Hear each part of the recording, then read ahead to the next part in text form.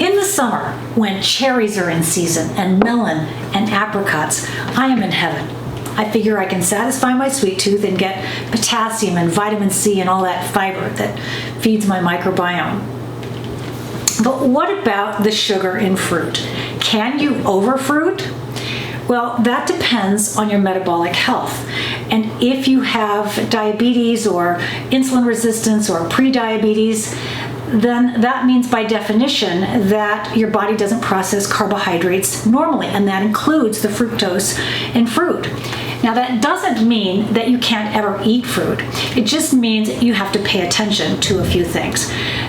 One of the things is, of course, you know that some fruits are sweeter than others. So berries are fruits that are not as sweet, whereas bananas are more sweet. So it doesn't mean you never eat a banana. It means that you might want to add protein, fat, or fiber that helps to decrease that insulin surge and that rise in blood sugar that can happen for people who have this issue. So you might want to add almond butter to a few banana slices, or you can add yogurt to your melon and maybe some pumpkin seeds on top. I actually bought these cherries on my way home from the market, and I bought some cashews. So I ate the cherries with the cashews, and that kind of softens that rise in blood sugar and levels out that curve.